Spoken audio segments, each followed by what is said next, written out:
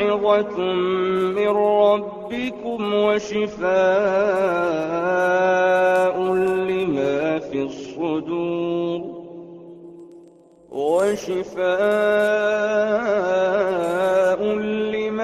الصدور وهدى ورحمة للمؤمنين. الحمد للہ وکفیٰ والصلاة والسلام علی عبادہ الذین اصطفیٰ، اما بعد فاعوذ باللہ من الشیطان الرجیم، بسم اللہ الرحمن الرحیم. سبحان الذی اسریٰ بعبدہ لیلا من المسجد الحرام الی المسجد الاقصی الذی بارکنا حولہ لنریہ من آیاتنا انہ هو السمیع البصیر. قرآن مجید کا 15واں پارہ اس آیہ مبارکہ سے شروع ہوتا ہے اور اس کے ابتدائی کلمات سبحان الذی سے پہچانا جاتا ہے. اس کے آغاز میں نبی اکرم صلی اللہ علیہ وسلم کے معراج کے سفر کے پہلے حصے کا ذکر ہے. پاک ہے وہ ذات جو اپنے بندے کو راتوں رات مسجد حرام سے مسجد اقصی تک لے گئی تاکہ اسے وہ اپنی آیات دکھائے. یقیناً اللہ تعالیٰ سب کچھ سننے والا، سب کچھ دیکھنے والا ہے. نبی اکرم صلی اللہ علیہ وسلم کی جہاں بھی عظمت کا ذکر ہوتا ہے تو قرآن مجید میں آپ کو حضور صلی اللہ علیہ وسلم کا ذکر ایک عبد کی حیثیت سے ملے گا. اسی کو علامہ اقبال نے یوں ہائی لائٹ کیا ہے کہ اب دیگر عبدہ شے دیگر، او سراپا انتظار او منتظر، کہ عبدہ اللہ کا بندہ ہونا یہ بہت بڑی بات ہے. اور نبی اکرم صلی اللہ علیہ وسلم اور سابقہ انبیاء کرام کو بھی اپنی اسی حیثیت پر زیادہ ناز تھا کہ وہ اللہ کے بندے ہیں. ویسے بھی بندگی کا رخ اللہ کی طرف ہوتا ہے اور رسالت کا رخ لوگوں کی طرف. سورہ بنی اسرائیل کے آغاز میں تاریخ بنی اسرائیل کے اہم ادوار کا ذکر ہے کہ 2 مرتبہ اللہ تعالیٰ نے انہیں سربلندی عطا فرمائی اور 2 ہی مرتبہ انہیں سزا سے دوچار کیا گیا. اس کے بعد انہیں آخری موقع دیا جا رہا ہے نبی اکرم صلی اللہ علیہ وسلم کی رسالت کو تسلیم کرنے کا چانس دے کر، اور فرمایا عسیٰ ربکم ان یرحمکم، کیا عجب کہ تمہارا رب تم پر رحم فرمائے، لیکن وَإِنْ عُدْتُمْ، اگر تم نے زیادتی کی، عدنا تو ہم بھی زیادتی کریں گے. وَجَعَلْنَا جَهَنَّمَ لِلْكَافِرِينَ حَصِيرًا، اور ہم نے جہنم کافروں کے لیے بطور قید خانہ تیار کر رکھی ہے. اور آخری بات کہ اب قیامت تک کے لیے ہدایت کی سورس صرف ایک ہے اور وہ قرآن مجید ہے. إِنَّ هَذَا الْقُرْآنَ يَهْدِي لِلَّتِي هِيَ أَقْوَمُ، یقیناً یہ قرآن اس راستے کی خبر دیتا ہے، وہ راستہ دکھاتا ہے جو سب سے سیدھا ہے. 15ویں پارے کا دوسرا رکوع بہت اہم مضامین لیے ہوئے. فرمایا من اہتدی فانما یہتدی لنفسہ، جو کوئی بھی ہدایت کا راستہ اختیار کرتا ہے تو اپنے ہی بھلے کے لیے. ومن ضل، اور جو گمراہ ہوتا ہے فانما یضل علیہا، تو اس کی گمراہی کا وبال بھی اسی پر آتا ہے. ولا تزر وازرۃ وزر اخری، اور کوئی بوجھ اٹھانے والا کسی دوسرے کا بوجھ نہیں اٹھائے گا. وما کنا معذبین، اور ہم عذاب دینے والے نہ تھے، ہم عذاب دینے والے نہیں ہیں. حتی نبعث رسولا، یہاں تک کہ ہم کسی رسول کو مبعوث کر لیں، وہ لوگوں پر اتمام حجت کر دے، ان پر اللہ کی دعوت بالکل کرسٹل کلیئر کر دے، اور پھر اس کے باوجود بھی وہ انکار کریں تو پھر وہ حقدار ٹھہرتے ہیں کہ انہیں اللہ تعالیٰ سزا دے، اور وہ سزا انہیں دی جاتی ہے. ایک اور اہم مضمون اس رکوع میں آیا کہ انسان دنیا کا طالب ہو تو اسے کیا ملتا ہے، اور اگر وہ آخرت کا طالب ہو تو اسے کیا ملتا ہے. ارشاد ہوا من کان یرید العاجلۃ عجلنا له فیہا ما نشاء لمن نرید، کہ جو کوئی بھی دنیا کا طالب ہوگا تو ہم اسے دنیا ہی میں دے دیں گے، لیکن جتنا وہ چاہتا ہے اتنا نہیں، جسے ہم چاہیں گے اور جتنا ہم چاہیں گے. ثم جعلنا له جہنم، پھر ہم نے اس کے لیے جہنم تیار کی ہے. یصلاھا مذموما مدحورا، اس میں ڈالا جائے گا مذمت کے ساتھ اور دھتکار کر. ہاں اس کے مقابلے میں ومن اراد الآخرۃ، جو کوئی آخرت کا طالب ہوگا، وسعی لھا سعیھا، اور وہ اس کے لیے سعی و جہد کرے گا جیسا کہ آخرت کی سعی و جہد کا حق ہے. یعنی انسان کی محنت اور اس کی کوشش، اسٹرگل، وہ اکارڈنگ ٹو ایم ہوتی ہے. جتنی بڑی اچیومنٹ اسے کرنی ہوتی ہے اتنی ہی زیادہ وہ محنت کرتا ہے. تو آخرت کے شایان شان وہ محنت بھی کرے،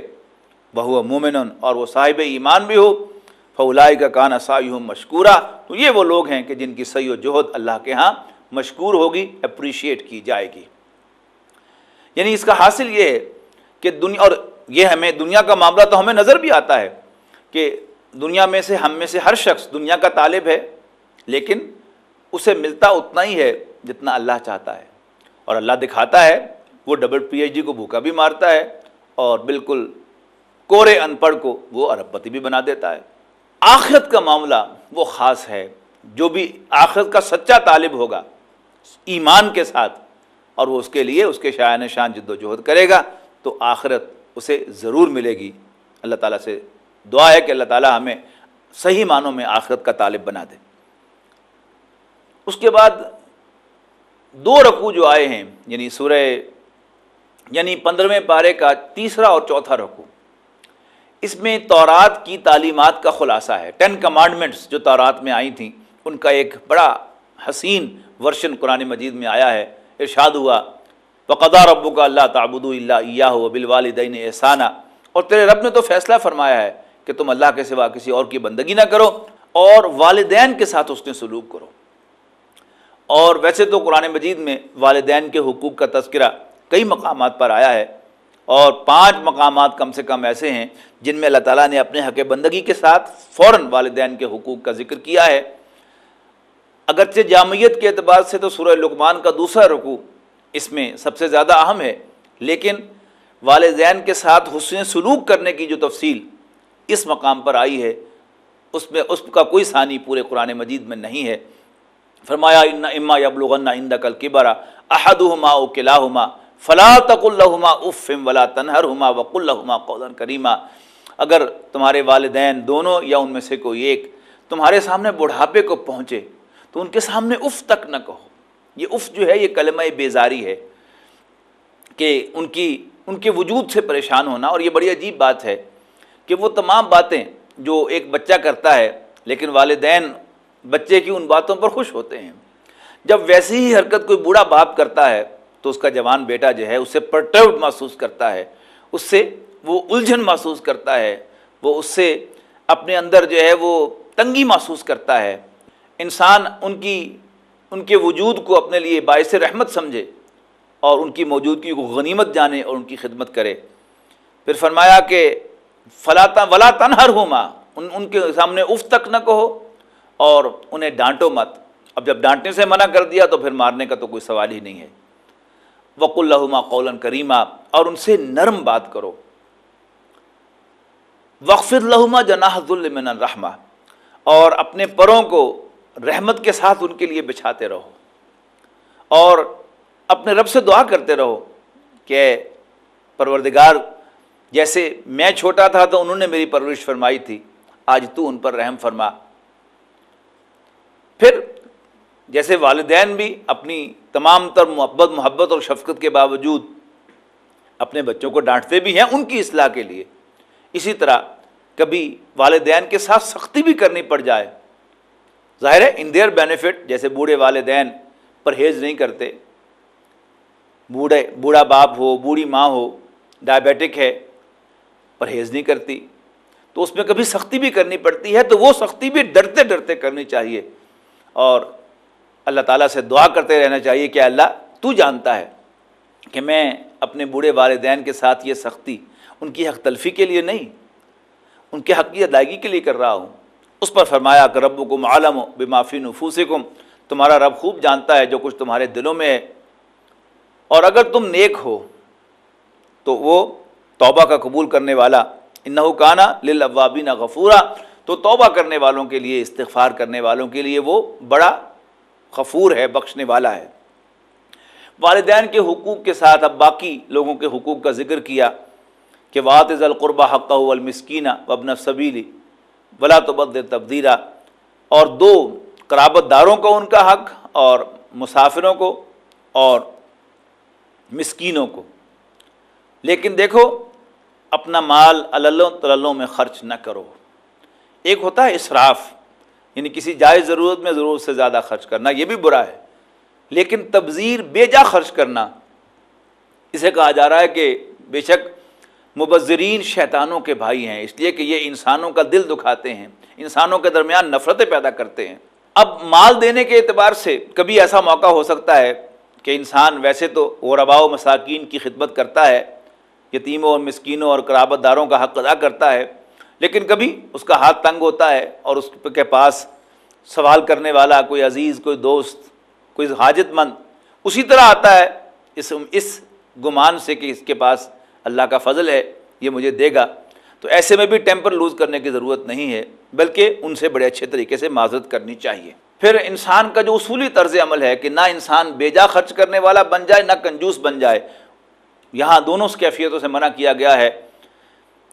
کہ ولا تجل یدک مغلولۃ الی عنقک ولا تبسطھا کل البسط فتقعد ملوما محسورا۔ اور پھر بڑی حکمت کی بات یہاں پر بیان فرما دی کہ انسان کو اس دنیا میں جو کچھ ملتا ہے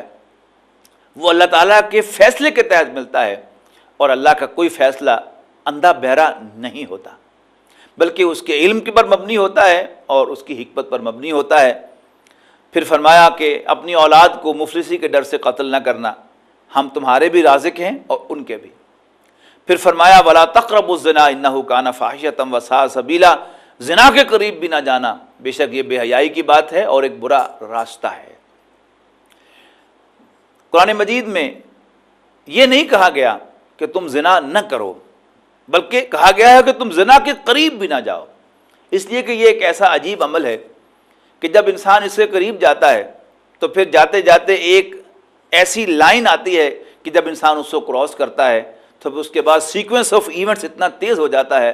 کہ اسے پتہ ہی نہیں چلتا کہ اس نے کپڑے کب اتار دیے اور اس نے اس برائی کا ارتکاب کب کر دیا۔ تو بڑی حکمت والی بات ہے کہ زنا کے قریب بھی نہ جاؤ، اس لیے کہ وہ بے حیائی کا راستہ ہے، وہ ایک برائی ہے اور بے حیائی کا راستہ ہے۔ ہمارے دین میں ستر و حجاب اور سیگریگیشن کے جو تمام احکام ہیں وہ در حقیقت اسی حکم کی تشریح ہیں کہ انسان انیشلی اس معاملے میں برائی کا ارتکاب کرنے کا ارادہ نہیں رکھتا ہوتا، لیکن ہی ٹیکس اٹ لائٹ، لیکن اسی میں وہ جب بے احتیاطی کرتا ہے تو پھر اس سے وہ عمل بھی سرزد ہو جاتا ہے جو وہ کرنے کا ارادہ کبھی نہیں رکھتا۔ اس کے بعد فرمایا کہ کسی شخص کو، کسی انسان کو ناحق قتل نہ کرو، پھر فرمایا مال یتیم کے قریب نہ جاؤ، پھر فرمایا کہ تم ناپ تول میں احتیاط برتا کرو، ناپ تول میں کمی نہ کیا کرو، بلکہ پورا پورا ناپا کرو لوگوں کے لیے اور پورا پورا صحیح ترازو کے ساتھ تولا کرو۔ اس کے بعد فرمایا ولا تقف ما لیس لک بہ علم، اور جس چیز کا تمہیں علم نہیں ہے اس کا پیچھا نہ کرو۔ ان السمع والبصر والفؤاد کل اولئک کان عنہ مسئولا، بے شک کان، آنکھ اور دل، ان کے بارے میں سوال کیا جائے گا قیامت کے دن۔ اور پھر تکبر سے منع فرمایا کہ زمین پر اکڑ کر نہ چل، بے شک تو زمین کو پھاڑ نہیں سکتا اور تو پہاڑوں سے اونچا نہیں ہو سکتا، لہذا اپنی حیثیت کو پہچان اور اپنی اوقات میں رہ۔ اور اس کے بعد فرمایا کل ذالک کان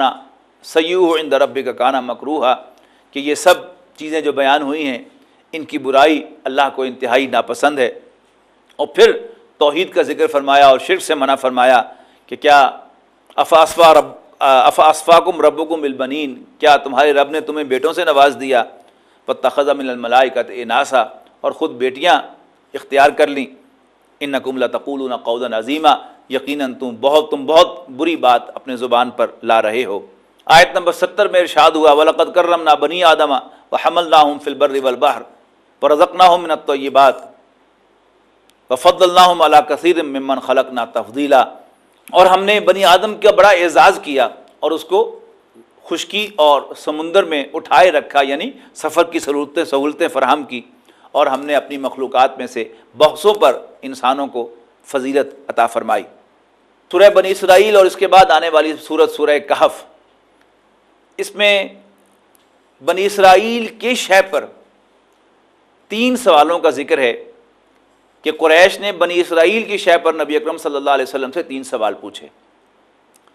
کہ کوئی بنی اسرائیل سے رابطے پر جب پتہ چلا کہ یہ آخری نبی ہیں، انہیں بالکل پسند نہ تھا کہ قریش میں سے کوئی آخری نبی آئیں، لہٰذا انہوں نے قریش سے کہا کہ اچھا یہ جو نبی بنا پھرتا ہے یعنی حضور صلی اللہ علیہ وسلم کے بارے میں،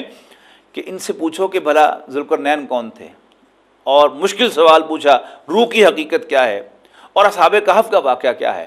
اب یہ تینوں باتیں وہ تھیں کہ جو اہل عرب کے لیے اور امیین کے لیے، ان پڑھ لوگوں کے لیے جن کے پاس کتاب اور وحی کا علم نہ ہو، بالکل ایسی چیزیں تھیں کہ جن کا انہیں کوئی علم نہیں تھا۔ ان 3 سوالوں میں سے جو پہلا سوال تھا روح کے بارے میں، اس کا جواب دیا گیا ہے سورہ بنی اسرائیل میں، اور جو دوسرے 2 سوال ہیں یعنی اصحاب کہف کا واقعہ اور ذوالقرنین، ان کا ذکر سورہ کہف میں آئے گا۔ تو پہلا سوال وَيَسْأَلُونَكَ عَنِ الرُّوحِ، اور آپ سے روح کے بارے میں پوچھتے ہیں، قُلِ الرُّوحُ مِنْ أَمْرِ رَبِّي، کہہ دو کہ روح تو میرے رب کے امر میں سے ہے، وَمَا أُوتِيتُم مِنَ الْعِلْمِ إِلَّا قَلِيلًا، اور تمہیں اس کے بارے میں تھوڑا ہی علم دیا گیا ہے۔ امر جو ہے اس کے بارے میں ہم پہلے بھی پڑھ چکے ہیں، بعد میں بھی آئے گا کہ اللہ کا امر کیا ہے، یعنی اللہ تعالیٰ کی طرف بہت سے کام منسوب کیے جاتے ہیں، تخلیق کے کام بھی منسوب کیے جاتے ہیں، امر کے کام بھی منسوب کیے جاتے ہیں، اور تدبیر کے کام بھی منسوب کیے جاتے ہیں۔ اللہ کے تخلیق کے کاموں میں ایک پروسیس ہوتا ہے اور ایک ٹائم انوالو ہوتا ہے، جیسے انسان کی تخلیق ہم جانتے ہیں کہ اس کا ایک پروسیس ہے اور اس میں ایک وقت درکار ہوتا ہے، لیکن امر کے کام وہ ہوتے ہیں کہ جو اللہ تعالیٰ کے کلمہ کن سے وجود میں آتے ہیں۔ اللہ کہتا ہے ہو جا، وہ ہو جاتا ہے۔ یعنی عام انسانوں کی تخلیق کے پروسیس سے ہوتی ہے، جبکہ حضرت عیسیٰ علیہ السلام کی تخلیق کلمہ کن سے ہوئی۔ تو اب امر کو یہاں پر ذہن میں رکھتے ہوئے اس کی تعریف کو جب اس آیت کو پڑھیں گے تو صاف سمجھ میں آ جائے گا کہ روح بھی اللہ تعالیٰ کے امر کی قبیل کی چیزوں میں سے ایک ہے، لہٰذا اس کے بارے میں ہمیں یہ بھی معلوم نہیں کہ وہ کیسے وجود میں آئی، اور اس کا علم بھی ہمیں اللہ تعالیٰ نے عطا نہیں فرمایا، اس لیے کہ وہ امر کی قبیل کی شے ہے۔ سورہ بنی اسرائیل کی آیت نمبر 88 میں قرآن مجید کا پہلا چیلنج جو ہے وہ نقل کیا گیا ہے، قُلْ لَئِنِ اجْتَمَعَتِ الْإِنسُ وَالْجِنُّ عَلَىٰ أَن يَأْتُوا بِمِثْلِ هَٰذَا الْقُرْآنِ لَا يَأْتُونَ بِمِثْلِهِ وَلَوْ كَانَ بَعْضُهُمْ لِبَعْضٍ ظَهِيرًا، کہ ان سے کہہ دو کہ اگر تمام جن اور انسان یکجا ہو جائیں، اکٹھے ہو جائیں اس جیسا قرآن لانے کے لیے تو وہ کبھی نہیں لا سکیں گے، خواہ وہ سب ایک دوسرے کے مددگار بن جائیں۔ یہ چیلنج تھا قرآن مجید کا، جو آج تک اسی چیلنج کی شکل میں موجود ہے، اسے رسپونڈ نہیں کیا جا سکا۔ پھر اس سورہ مبارکہ میں نبی اکرم صلی اللہ علیہ وسلم سے کیے جانے والے تقاضوں کا ذکر ہے کہ معجزات کی قبیل کی جن چیزوں کا تقاضا قریش نے نبی اکرم صلی اللہ علیہ وسلم سے کیا، ان کی ایک لسٹ ہے جو یہاں پر بیان کی گئی ہے۔ ارشاد ہوا وقالو، اور وہ کہتے ہیں لن نؤمن لک، ہم آپ کو نہیں مانیں گے، ہم آپ کی بات پر اعتبار نہیں کریں گے یہاں تک کہ آپ ہمارے لیے کوئی چشمہ جاری کرا دیں مکے کے اندر، یعنی پانی کا مسئلہ حل ہو جائے، یا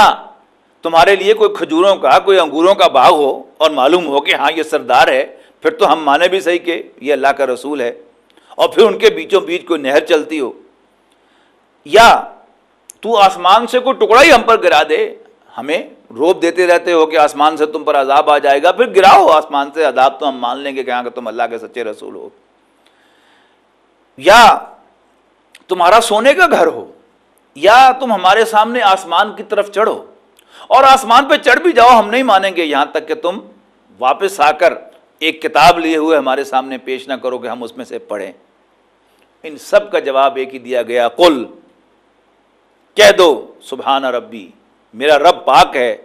حل کنت الا بشر رسولا، میں تو صرف ایک بشر اور ایک رسول ہوں۔ میں نے کب دعویٰ کیا ہے کہ میں کوئی فرشتہ ہوں،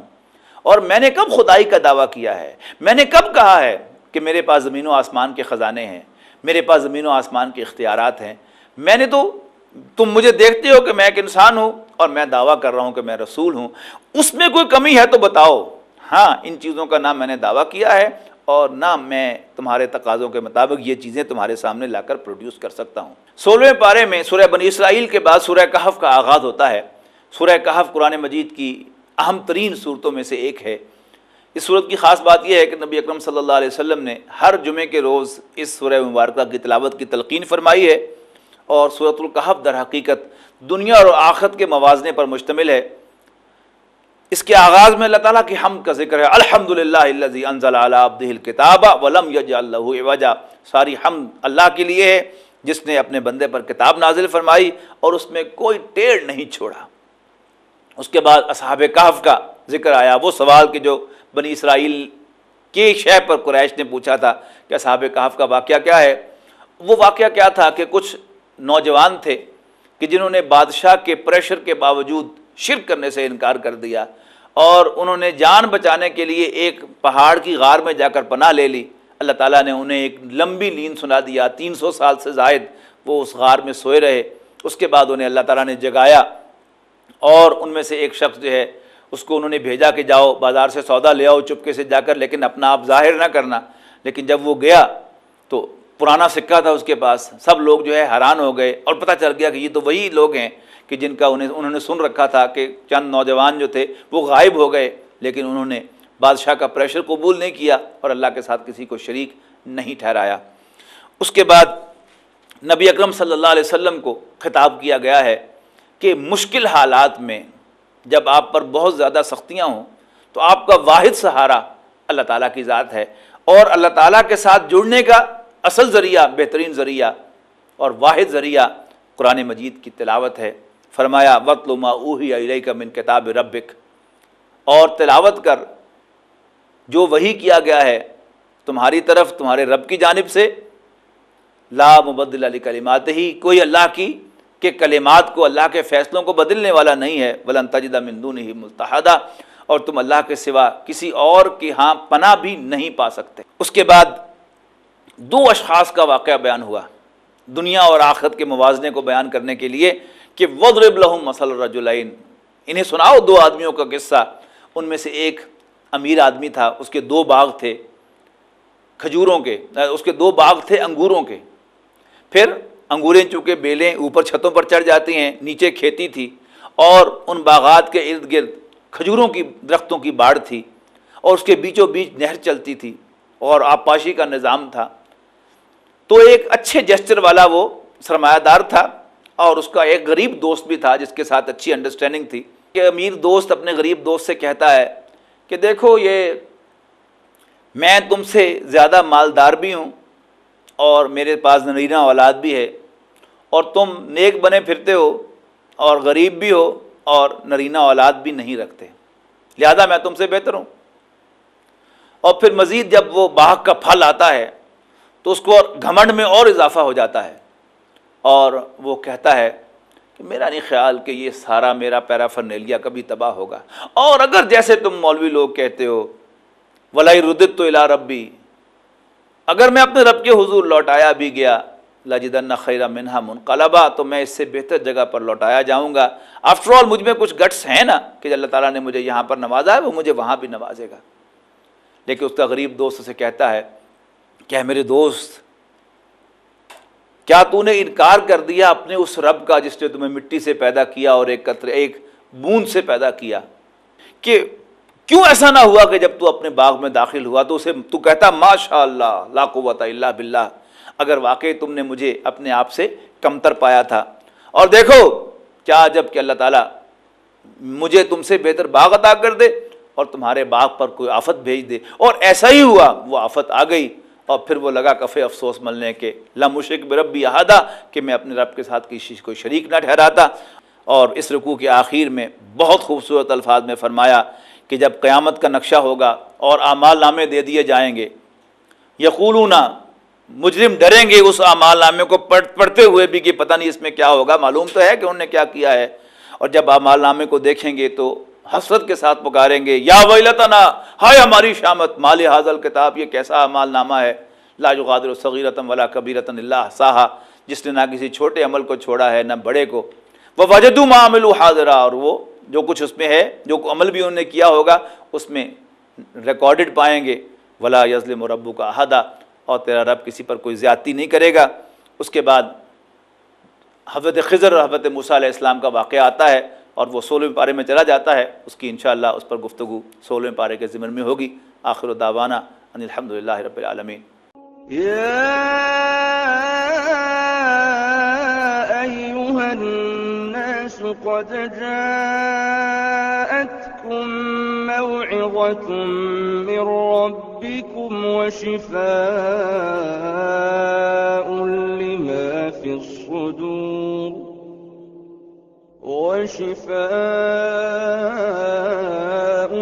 لما في الصدور وهدى ورحمة للمؤمنين.